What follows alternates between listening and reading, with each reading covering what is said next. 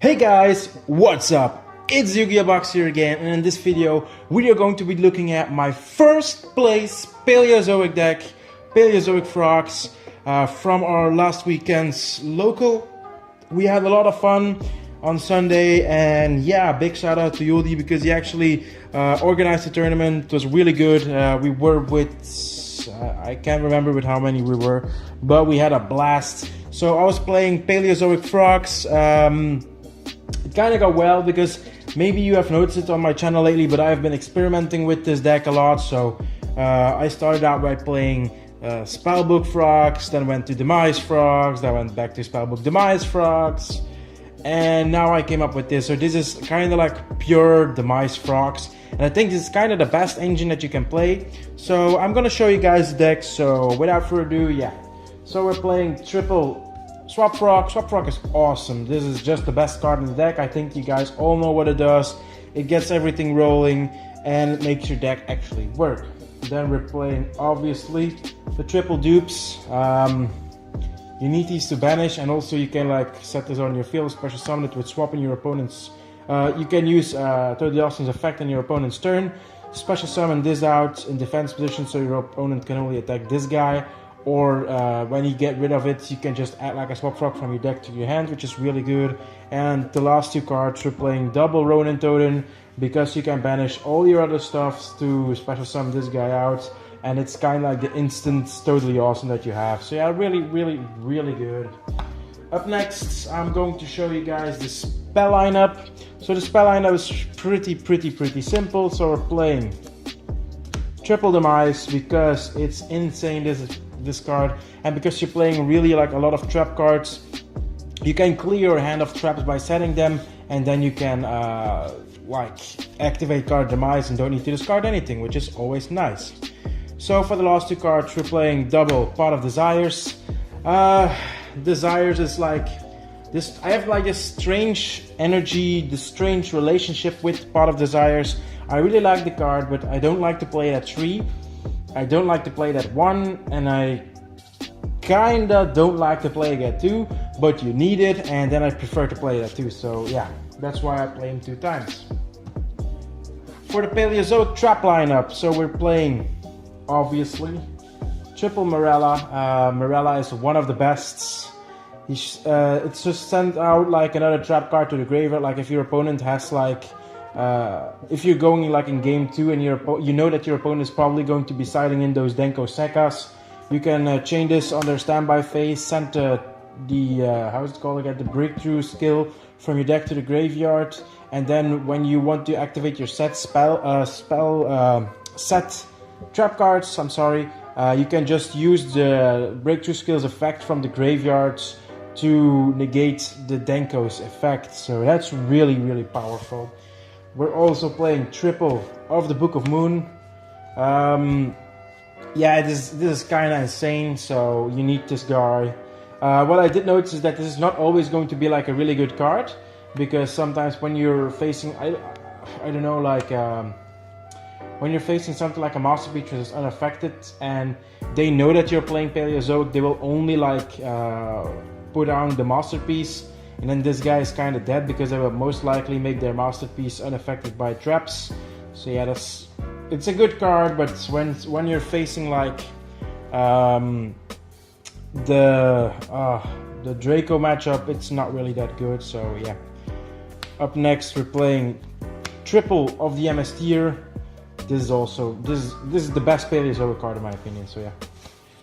Then we're playing one Hallucigenia, and I know this is going to be raising a lot of questions, but I really like this card. I'm just playing one of it because I don't like Dynamiscus at all, because Dynamiscus makes you discard something, and this guy is like, let's say that your opponent has like a monster that you cannot get over.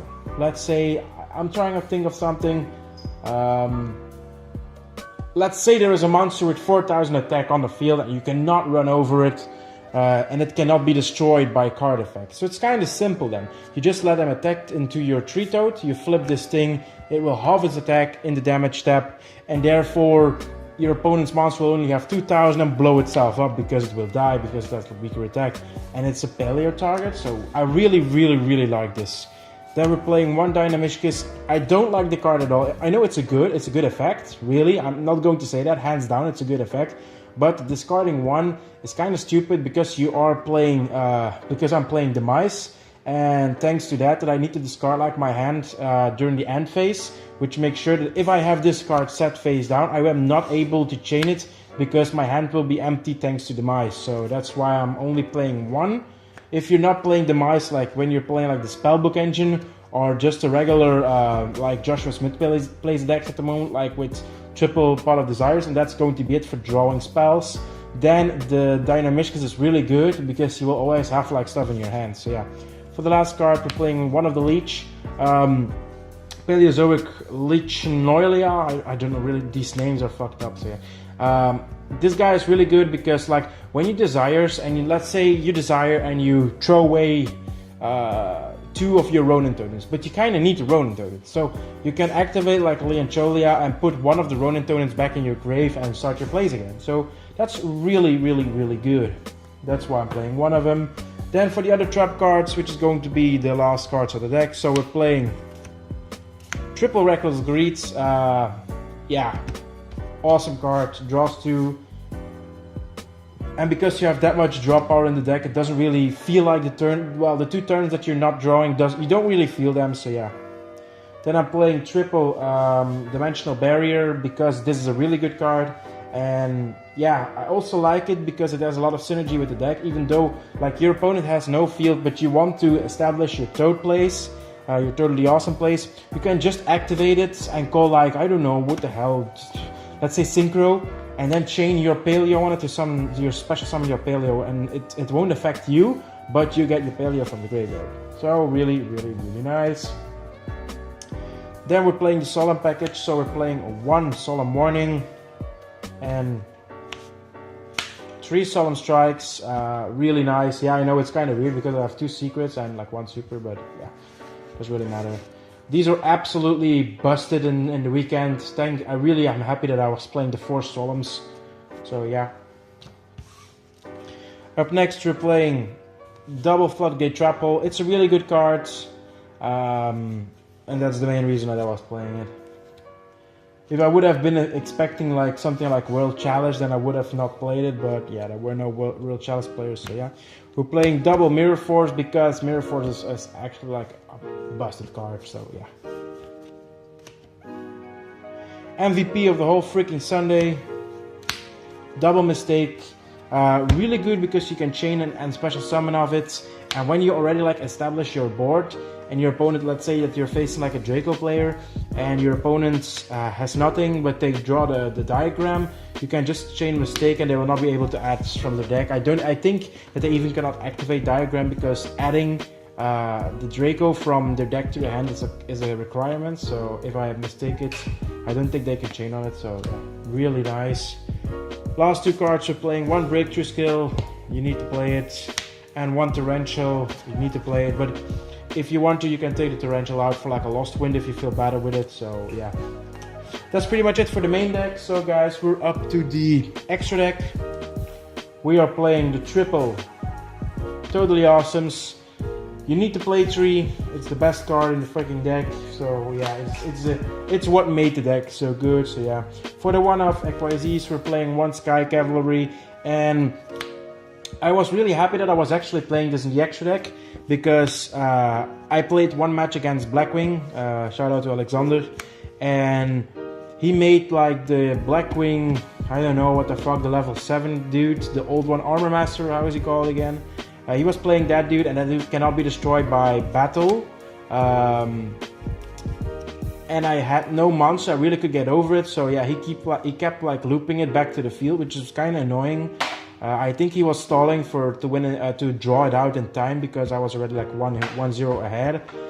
So I really think he was like trying to do that, but then I first went through another card in the extra deck to get rid of it, but when that was gone, because he top decked like the Dark Hole, and when that was gone, I was like, what the fuck am I going to do now? And I was looking at my extra deck and I was like, oh my god, I'm playing this, and this guy is also an out to that, so yeah.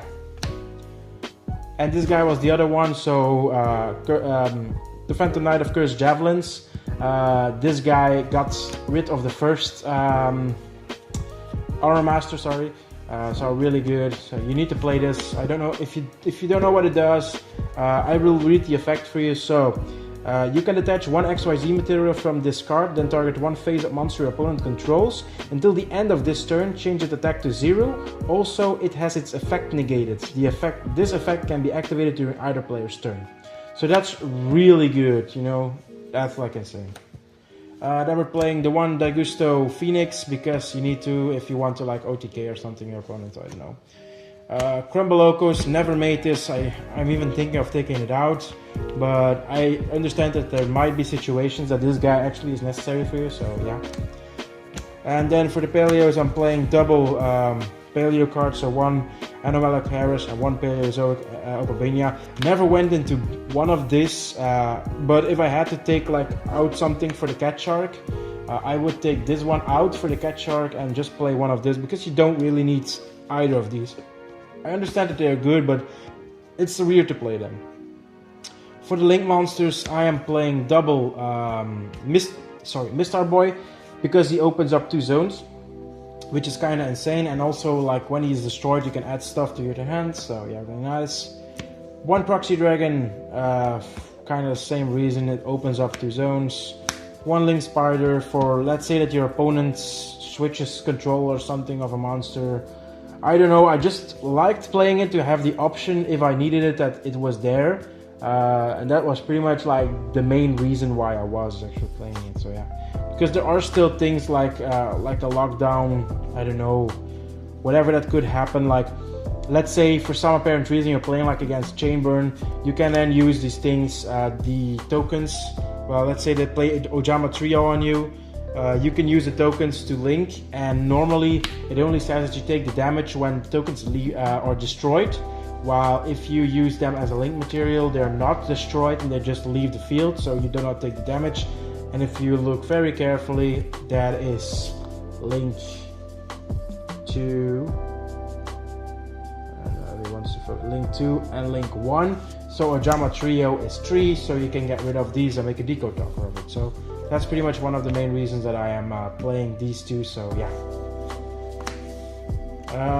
For the last cards, I'm playing one Decode Talker because it's a good card and because you can make it. It opens up 2 zones for you as well, and like if you need to ever like use the play that I just said, you can go into Decode, or if you just have like a shit ton of monsters on the field, you can go into Decode, give him more strength by locking in some things and making him 3,300 if I'm correct, so yeah.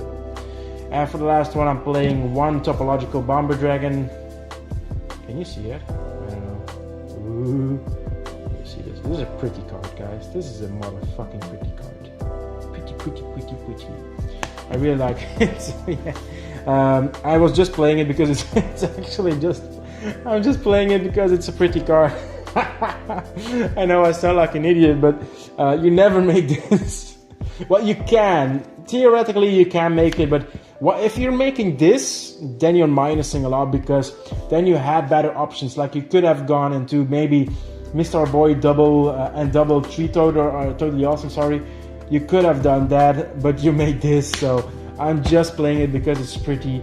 You can take this also. So if you want, you have 2 slots that you can play with. You can, like, let's say this out for a Cat Shark and this out for whatever you want to play. Gachi if you want to, so yeah, it doesn't really matter. I'm also going to show you guys my side deck that I was playing. So first off, monsters in side deck. So 1, 2, motherfucking 3 Gameciel, because like Draco is still alive and this is pretty much your primary out to Dracos, so yeah, because you cannot get over Masterpiece with the deck. Well, you can get over it, but it's not easy, so yeah.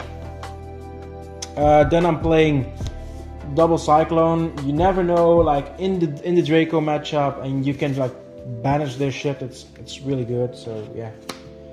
Then I'm playing double Storming Mirror Force because it's a good card.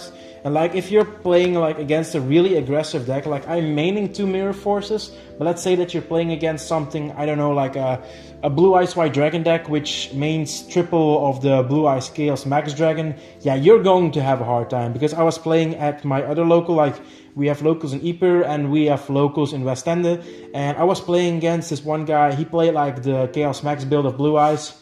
And I had a really hard time getting over it because he summoned like first turn the Chaos Max Dragon, and that's so annoying, and that's pretty much the main reason that I was siding these, because I know that Blue Eyes is actually a good meta call at the moment, and I was expecting them, so, and good that I did, because I think like 3 players were playing Blue Eyes, so that was really like a good matchup. I think I played like against Blue Eyes one time, if I'm correctly, and I sided these in, and they really helped out a lot, so yeah.